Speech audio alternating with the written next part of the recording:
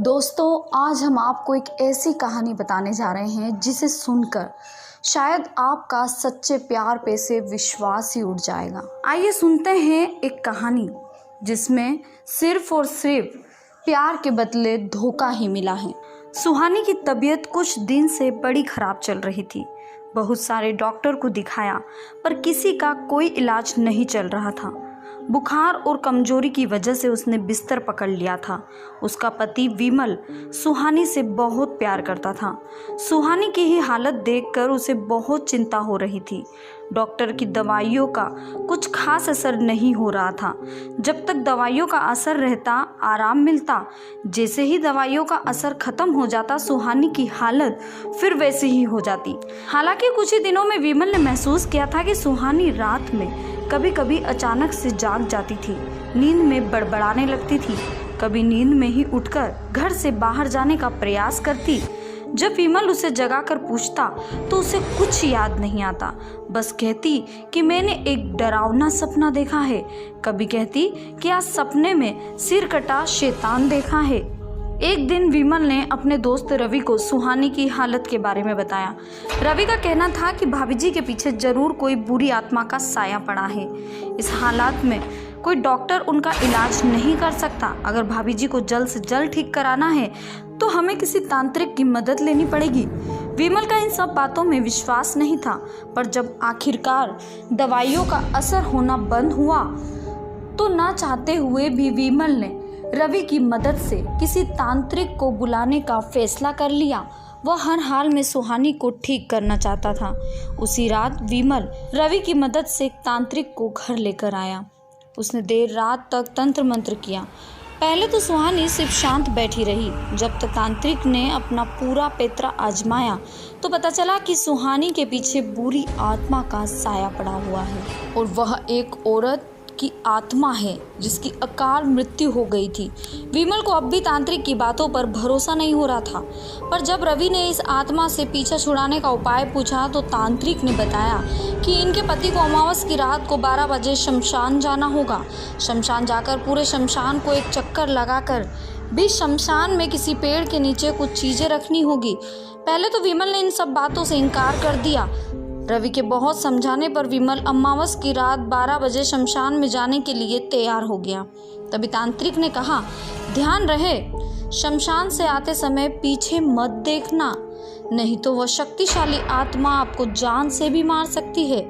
करीब 3 साल पहले विमल और सुहानी ने घरवालों की नाराजगी झेलकर लव मैरिज की थी और घर से भागकर इस अनजान जगह पर रहने आए थे। सुहानी बेहद खूबसूरत थी। उसकी आंखें नीली गहरी थी। अगर कोई भी उसे एक बार देख ले तो उसका दीवाना हो जाए। विमल एक कंपनी में नौकरी करता था। 3 साल हंसी खुशी से बीत गए, मगर कुछ दिनों से उनकी खुशियों को जैसे किसी की नजर लग गई थी। आखिरकार वह रात आ ही गई। वह घनी काली अमावस की रात। ऐसी गहरी रात में बारिश भी जोरों से हो रही थी। बादल गरज रहे थे, बिजलियां चमक रही थी। विमल ने एक मिट्टी के घड़े में तांत्रिक ने जैसे बताया वैसे सारा सामान डाल कर रखा था। उसे ऊपर से काले कपड़े से ढककर विमल शमशान की ओर बढ़ रहा था। हवा इतनी जोरों से चल रही थी कि मानो उसे रोक रही हो। अंधेरा इतना था कि हाथ तक नहीं दिखाई दे रहा था। कई दूर तक चलने के बाद विमल शमशान के पास पहुंचा। उसका दिल जोर जोर से धड़क रहा था। अब बारिश शुरू हो चुकी थी, कपड़े भी गीले हो चुके थे, उसका शरीर कांप रहा था। वैसे तो इन सब बातों पर उसका विश्वास नहीं था, पर ऐसी गहरी रात को अकेले शमशान आना खतरे से खाली भी नहीं था।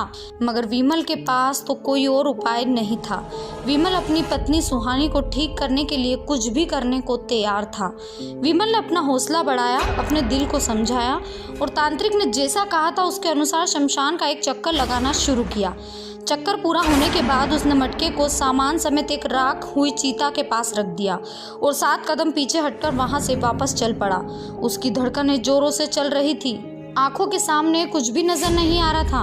विमल अभी वह शमशान से बाहर नहीं निकल पाया था। उसे ऐसा महसूस हुआ कि पीछे कोई है।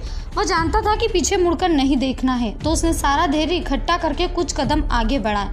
तभी पीछे से किसी ने उसकी कमीज को पकड़ लिया। वह शांत खड़ा रहा, बदन पसीना पसीना हो गया, मगर उसने ठान लिया कि किसी भी कीमत में पीछे मुड़कर नहीं देखना है। बिना पीछे देखे विमल एक और कदम आगे बढ़ाता है। तभी उसे लगा जैसे कोई उसके बालों को सहला रहा है। विमल की हालत और ख़राब होने लगी। वह कितना भी अपने आप को समझाए पर वो काबू नहीं कर पा रहा था। मन में कई सवाल उठ रहे थे, आंखें घूमने लग गई थी। अब उसे कानों के पास कुछ हलचल महसूस हुई, हल्की हल्की घुर्राटों की आवाज़ें भी आने लगी। विमल ने भगवान का नाम लिया और जोर लगाकर एक कदम आगे बढ़ाया। विमल का बदन कांप उठा, पूरे बदन में बिजली दौड़ उठी थी। विमल की हालत बहुत ज़्यादा खराब हो चुकी थी।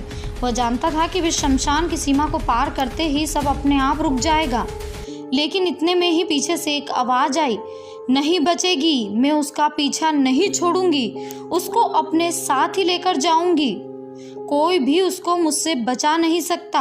और वो जोर जोर से हंसने लगी। विमल समझ नहीं पा रहा था। जैसे ही विमल ने पीछे पलट कर देखा तो उसके मुंह से चीख निकल पड़ी। काले कपड़ों में लिपटी वह चुड़ैल हवा में लहरा रही थी। उसके मुंह से खून टपक रहा था, आंखें लाल अंगारों से जल रही थी और आसपास अजीब सी एक बदबू फैली हुई थी। उस चुड़ैल ने विमल की गर्दन को दबोच कर उसे वहीं जान से मार दिया। अगले दिन लोगों को विमल की लाश शमशान के पास पड़ी मिली। पुलिस की रिपोर्ट के मुताबिक विमल काला जादू करने वहां आया था और उसी दौरान दिल का दौरा पड़ने से उसकी मौत हो गई। सुहानी घर बैठे रो रही थी। पुलिस अपनी पूछताछ कर घर से निकल गई। रवि वहीं खड़ा सुहानी को समझा रहा था। पुलिस चली गई। रवि ने बाहर जाकर पुलिस के जाने की पुष्टि की और घर के भीतर आकर दरवाजा लगा लिया।